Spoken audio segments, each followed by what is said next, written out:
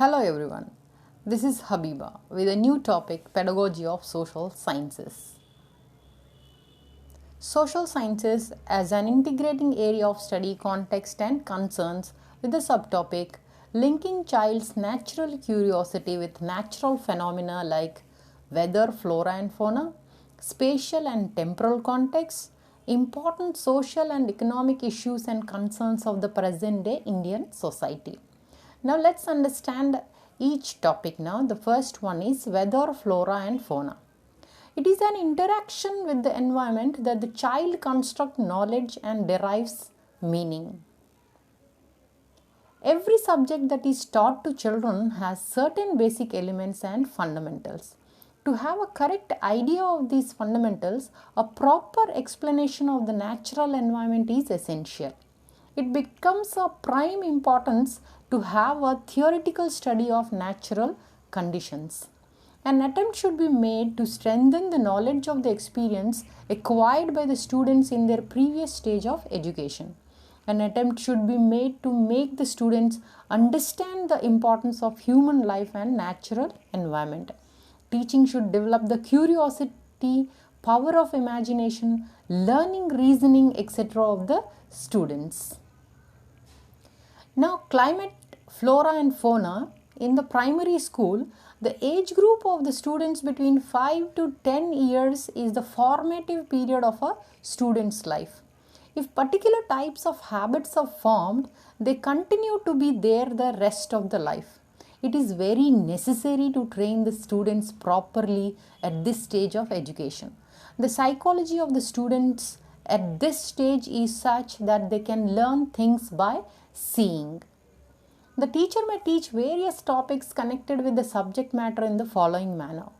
The teacher may narrate the stories connected with the things and places seen by the students. She may also take recourse to question-answer method and acquaint the students with various things. The teacher should also go on writing the things that she or he is telling to her or his students on the blackboard.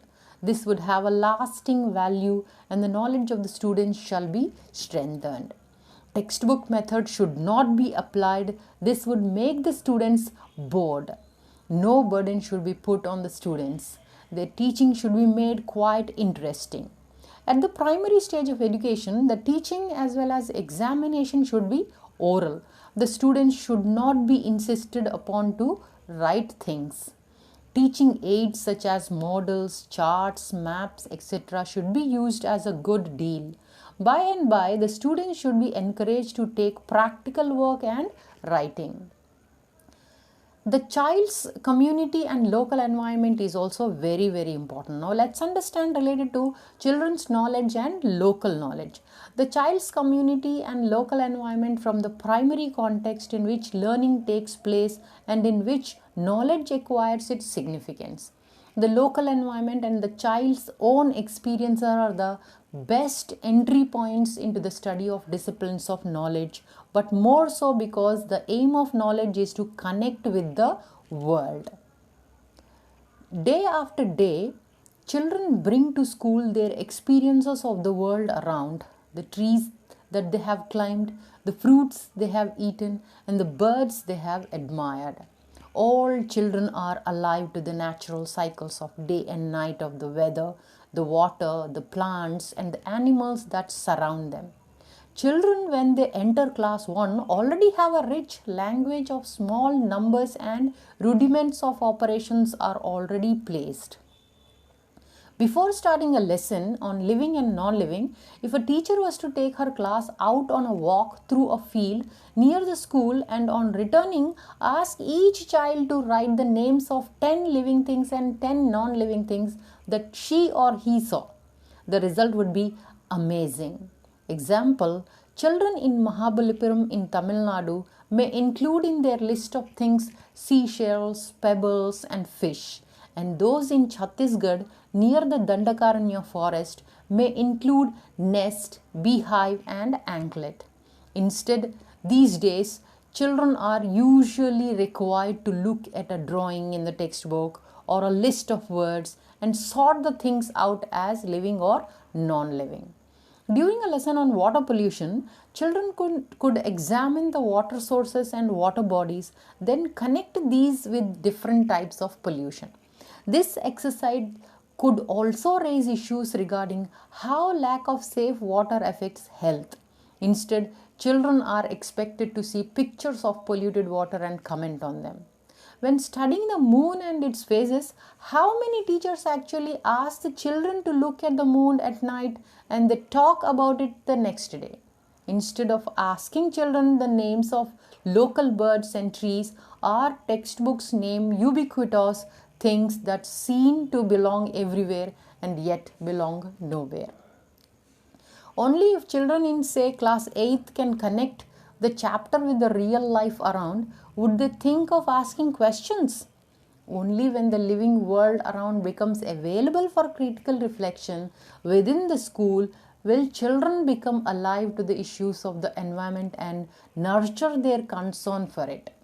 The local environment is thus a natural learning resource which must be privileged when making choices regarding what should be included, what concrete examples should be cited in planning for their transaction in the classroom. Now let's understand the second topic, spatial and temporal context. What is the meaning of spatial? That is used to describe things relating to areas, that is position, area and size of the things, etc. Now what is temporal? That is related to time, the sequence of time or a particular time. Now let's understand the spatial context. When data is processed, theme, space and time, these are the spatial context converted into some meaningful information. Now let's understand geospatial concepts in social science. That is location, understanding formal and informal methods of specifying where. Then distance, ability to reason from knowledge of relative position. Then network, understanding the importance of connections. Nowadays we are so much connected with the whole world, that is globalization. Through the network only we could be able to interact from this country to other country also.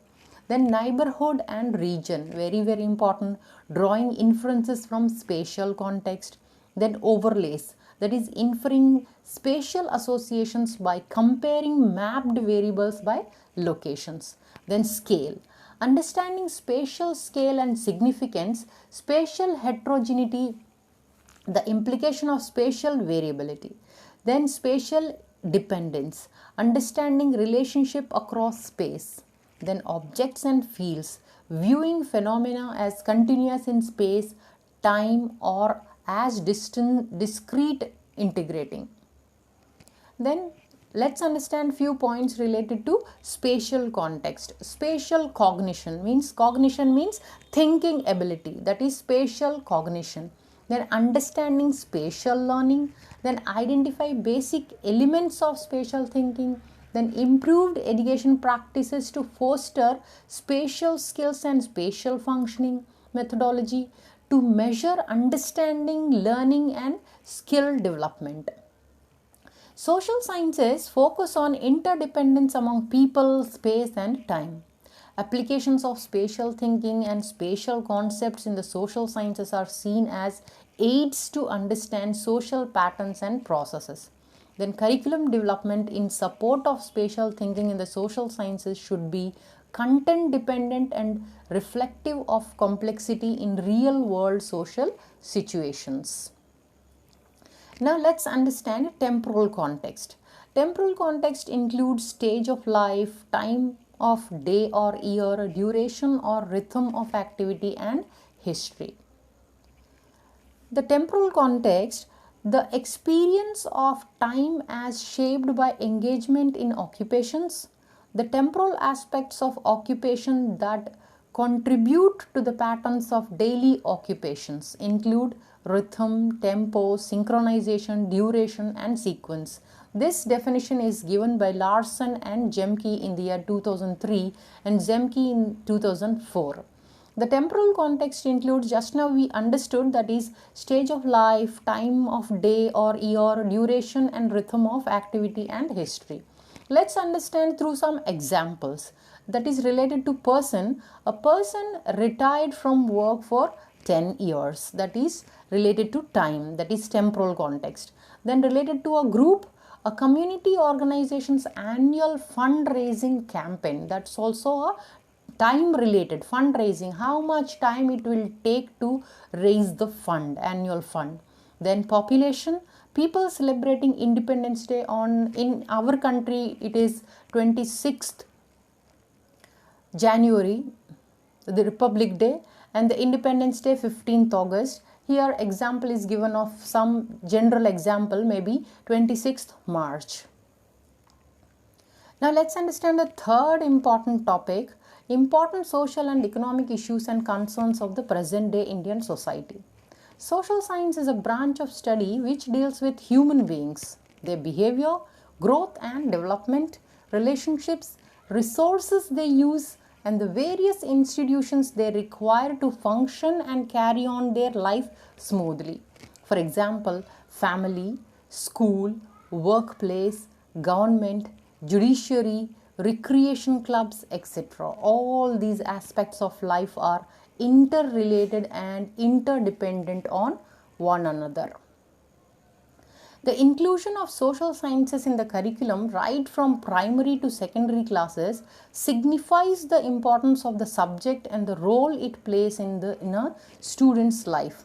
Social sciences is incorporated in the school curriculum through a combination of subjects like history, geography, economics, political science, etc., as you all know. Social issues like unemployment, illiteracy, poverty, population, healthcare, basic sanitation, etc. educate students' rights and duties, morals and virtues, social code of conduct, thus making children aware of their roles and responsibilities, particularly in relation to social and civic affairs. By providing relevant information and knowledge, skills and attitudes, the study of social science prepares students to grow up as active, responsible and reflective members of society. It also teaches them to address societal and global concerns using literature, technology and other identifiable community resources. Now let's have a quick revision what we have learned till now. The first topic, weather, flora and fauna. In case of content selection for social sciences, it is important to keep in mind the ideals and values enshrined in the Constitution. Inclusion of the local content in classroom transaction would imply a serious attempt by the teacher to make choices in a manner that is pedagogically imaginative and ethically sound. Now the second topic, spatial and temporal context. Information about the areas surrounding observations in time and space can assist the interpretation social process. Then spatial temporal positioned so as to enhance the creative tension that should exist between theory and practice. It must be multidimensional and therefore multidisciplinary, transcending the constraints of traditional disciplinary agendas and casting light on the interest where today's important problems are located. And it must involve not simply the human sciences but all those sciences that meet at the human environmental interface. Now the last third topic, that is important social economic issues and concerns of the present day Indian society, which is a very important topic. Some of the major social and economic problems dealing with the family, education, religion and other institutions of social life consider some other problems facing present day Indian society and having far reaching effects on it. These are the problems of poverty, unemployment and the crime. The children who are the future citizens of the country need to be sensitized on the present critical issues and concerns by including these topics in the school curriculum. So we come to the end of today's topic. Thanks for your attention and time. As motivation, please do subscribe, like share and comment below. Thank you once again. Happy learning.